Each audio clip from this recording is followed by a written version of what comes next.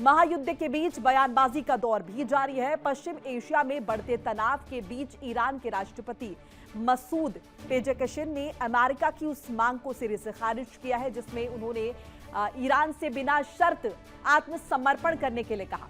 उन्होंने कहा कि ऐसी उम्मीद रखना सिर्फ एक सपना है जो कभी पूरा नहीं होगा।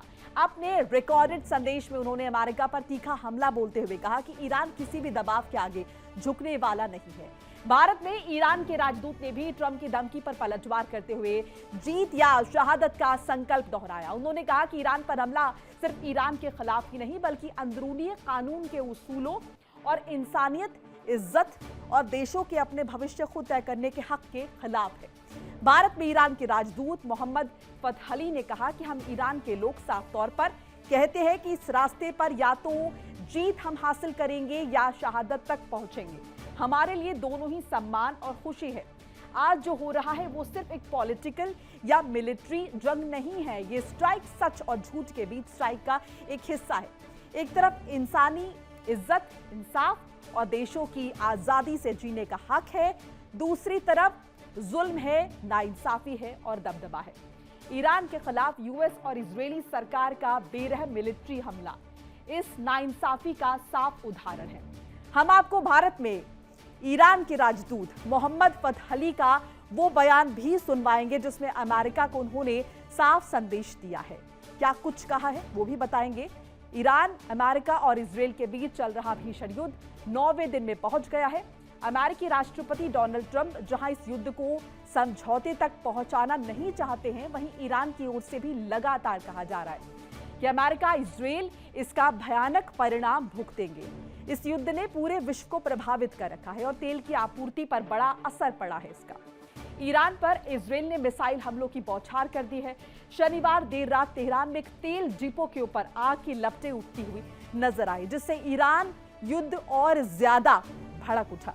ड्राइक और अमेरिका की ओर से कहा जा रहा है कि ईरान के मिसाइल्स दागने की 90% क्षमता कम हुई है तो वहीं ईरान मर मिटने को तैयार है। अमेरिकी राष्ट्रपति डोनाल्ड ट्रंप ने ईरान की सेना को खत्म करने की बात कही है। ईरान के सुप्रीम लीडर के खात्मे के बाद अब अमेरिका की नजर ईरान की मिलिट्री का खात्मा करने पर है। लेकिन ईरान की तरफ से क्या कुछ कहा जा रहा है, क्या कहा जा रहा है, क्या चेतावनी दी जा रही है, एक बार पहले वो सुन लेते हैं। सुनिए। We, the people of Iran, clearly declared that on this path we will either achieve victory or reach martyrdom. And for us, both are honor and happiness. قل هل تربصون بنا إلى إحدى الحسنيين. We pray to Almighty Allah to bless the soul of our martyred leader with his great mercy, great patience of his followers and admirers. तो भारत में Iran के राजदूत मोहम्मद फतहली को आपने सुना। बहरहाल इस पूरे मसले पर बातचीत करने के लिए हमारे साथ एक्सपर्ट्स का एक पैनल जुड़ा है जिनसे ये समझने की कोशिश करेंगे कि आखिर मिडिल ईस्ट में भड़की जंग की आग किस तरफ जा रही है। मैं तारुफ करा देती हूँ। मेरे साथ यहाँ पर कर्नल शिवदान सिंह, रिटायर्ड रक्षा विशेषज्ञ जुड़ चुके हैं। शिवदान जी, स्वागत है आपका। और ईरान ने भी कसम खा ली है, आपने मोहम्मद फतहली का वो स्टेटमेंट भी सुना होगा जिसमें उन्होंने इस बात का जिक्र किया है कि ईरान किसी भी कीमत पर झुकेगा नहीं, क्योंकि कहीं ना कहीं यहाँ पर अब मॉरल उसूलों की बात भी आ गई है। बहरहाल आप किस तरह से देख रहे हैं, और साथ साथ जरा ये भी समझाइएगा कि अमेरिका ने जिस बड़े हमले का जिक्र किया है कि सबसे बड़ा हमला हो जाएगा, क्या वो हमला हो चुका है? देखिए, ईरान ने ये कहा है कि या तो वो इज्जत से अपना मर जाएंगे या अपना जीत, अपनी नाइंसाफी के खिलाफ अपना एक वो जो अपने लड़ाई छेड़ी है उसको जीतेंगे। तो ईरान कहता है कि दोनों स्थिति में वो जो है उसका अच्छा रिजल्ट होगा। यदि वो नाइंसाफी के खिलाफ लड़ते लड़ते शहादत पा जाते हैं तो भी अच्छा है, और यदि उस पर अमेरिका पे जीत पा जाते हैं तो भी अच्छा है। तो इसलिए ईरान ने अब डिसाइड कर लिया है, डू और डाई, या तो मरेंगे या जीतेंगे। तो इस स्थिति में जब ऐसा कोई डिसाइड कर लेता है तो उसकी स्थिति जो है अनप्रेडिक्टेबल हो जाती है, क्या करेगा फ्यूचर में। और अमेरिका ने जो ये लड़ाई छेड़ी है उससे पूरे विश्व के सामने एक संकट उत्पन्न हो गया है कि उससे पूरे विश्व में तेल और गैस का संकट उत्पन्न हो गया है तरह तरह के, और ईरान के लिए खुद के लिए संकट उत्पन्न हो गया है कि ईरान के लिए जो बाहर से जो खाना जो सप्लाई होता था या और एसेंशियल जो चीजें आती थी वो भी आना जाने में काफी बाधा उत्पन्न हो रही है। तो इसलिए पूरी विश्व मानवता इस वक्त संकट में है और इसको जितनी जल्दी इसका रिजॉल्व किया जाए। ईरान के तो वाटर प्लांट्स जो है उन पर भी हमला किया है ना अमेरिका ने। अब यहाँ तो स्थिति बहुत ही भयावह हो गई। अब सिर्फ तेल टैंकर्स या फिर अगर हम देखें गैस की यहाँ पर त्रासदी नहीं है, अब तो अलग अलग चीजों को टारगेट किया जा रहा है। इसकी ईरान ने निंदा भी की है। शिवदान जी देखिए, ईरान में अमेरिका ईरान को हर तरह से उसको इस स्थिति में लाना चाहता है जिससे कि ईरान सरेंडर कर दे। हाँ। और कोई भी इज्जत वाला देश जिसकी सेल्फ रेस्पेक्ट है वो इस तरह से सरेंडर नहीं करेगा जिस तरह की कंडीशंस अमेरिका ने ईरान के सामने रखी हैं। शिवदास जी, तो इसलिए मेहमान जुड़ चुके हैं, इनका भी स्वागत कर लेते, फिर बात करेंगे। कमांडर डॉक्टर भूषण दीवान, रिटायर्ड रक्षा विशेषज्ञ, आपका भी स्वागत है। और मल्लिका पांडे जुड़ चुकी है, फॉरेन एक्सपर्ट, आपका भी स्वागत है मल्लिका जी। मल्लिका जी, यहाँ पर शिवदान जी से मैं समझ रही थी, अब ईरान ने जो स्टेटमेंट दिया, ईरान के जो राजदूत भारत में, उन्होंने कहा कि भाई डू एंड डाई की सिचुएशन है, सरेंडर तो नहीं करेंगे, क्योंकि अब आत्मसम्मान की बात भी आ गई। इस बात का भी जिक्र कर रहे हैं कि क्या कोई मुल्क आजादी से रह नहीं सकता, क्या किसी दूसरे मुल्क का राष्ट्रपति आएगा और किसी भी देश में घुस जाएगा और वहां के चीजों में हस्तक्षेप करेगा। आप किस तरह से देख रही है सिचुएशन को? कितना ज्यादा ये जो तीव्रता है युद्ध की, एक्सकेलेशन कितना ज्यादा बढ़ेगा? क्योंकि ईरान अब ये लगातार कह रहा है कि अब या तो हम मरेंगे या फिर हम जीत हासिल करेंगे, बीच का कुछ नहीं। बिल्कुल मोनिका जी, ईरान के लिए at the end of the day ये सर्वाइवल की लड़ाई है, जो हम बार बार भी आपके चैनल में मैं रिएटिरेट करती रहती हूँ कि ईरान के लिए सर्वाइवल की लड़ाई है। उसके लिए इकोनॉमी, उसके लिए कुछ भी किसी चीज से फर्क नहीं पड़ता। देखिए, अगर उसको इकोनॉमी से फर्क पड़ता तो कुछ टाइम पहले, वॉर के शुरू होने से पहले, आप देखिए उसका जो $1 है वो इज इक्वल टू 1.37 रियाल हो गया, 37 मिलियन रियाल हो गया था।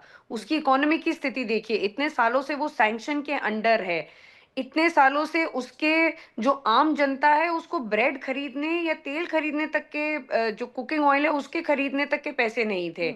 इतना इकोनॉमिक डिस्ट्रेस था। बट IRGC क्योंकि इतना करप्ट रहा है और क्रिप्टो में उनका हैवी इन्वेस्टमेंट रहा है, क्रिप्टो करेंसी में उनका हैवी इन्वेस्टमेंट रहा है IRGC का और सुप्रीम लीडर का, तो इसीलिए वो चल पा रहे हैं। तो उनको इकोनॉमी से कोई फर्क नहीं पड़ता मोनिका जी।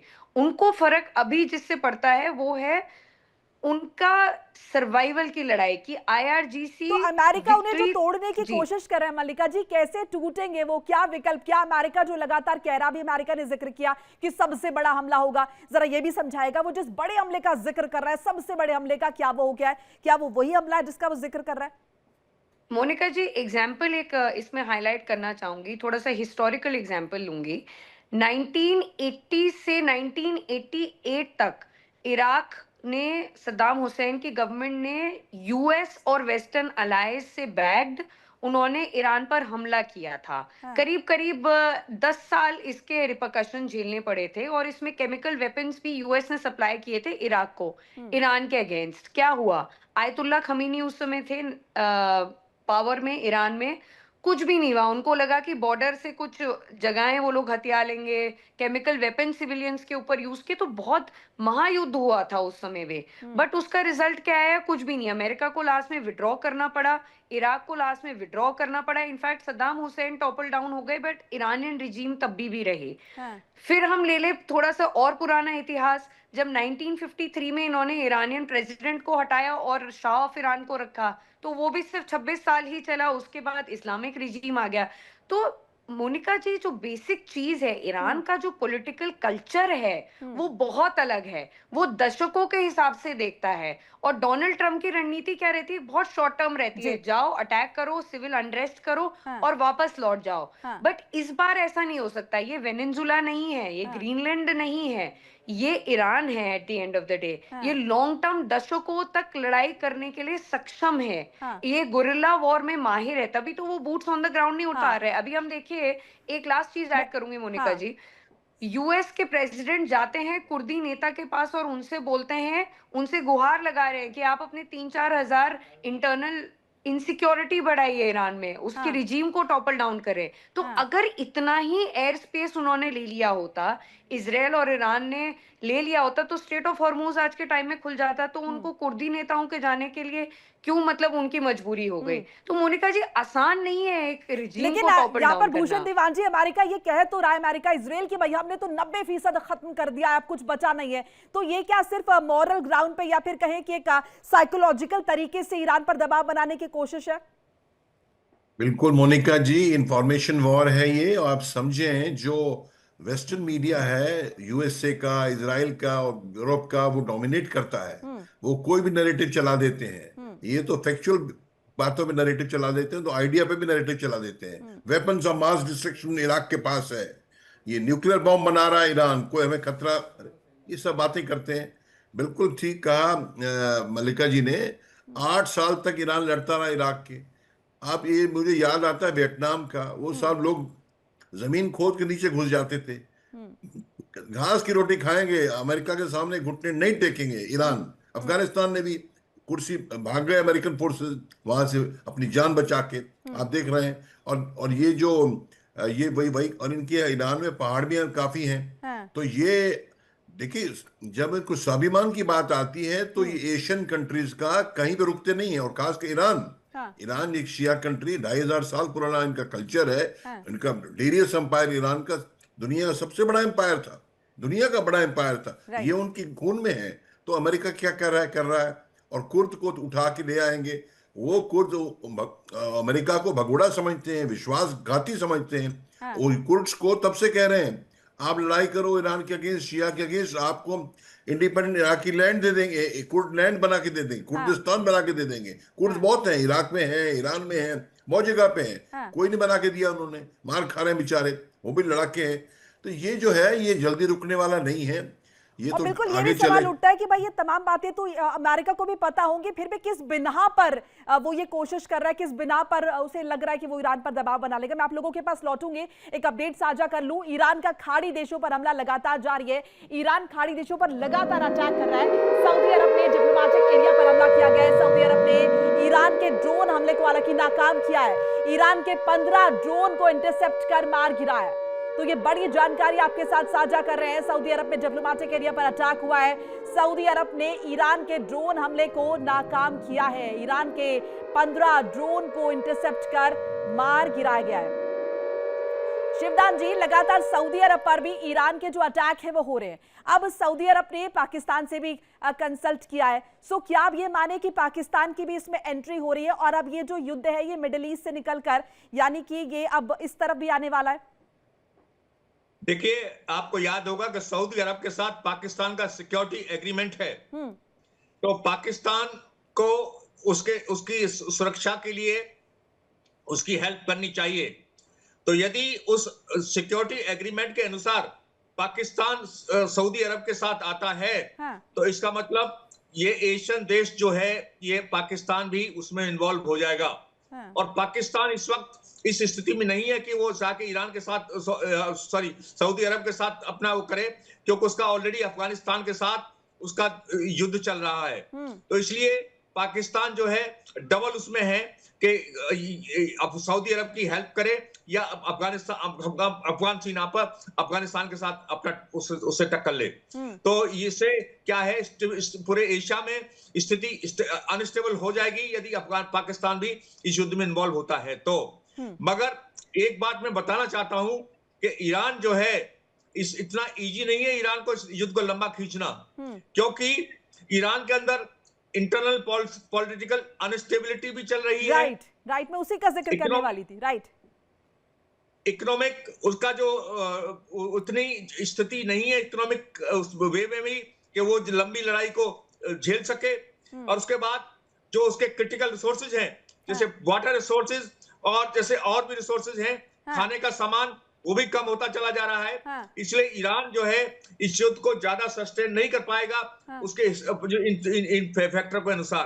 तो इसलिए इस युद्ध का मैं चाहता हूं, और शायद इन कंडीशनों में ये युद्ध अगले 8-10 दिन में समाप्त हो सकता है। बिल्कुल मल्लिका जी, सिर्फ युद्ध इसी से थोड़ी लड़ा जाएगा कि हमारे मंसूबे, हमें लगता है कि हम झुकेंगे नहीं, आपको और भी चीजों की दरकार है।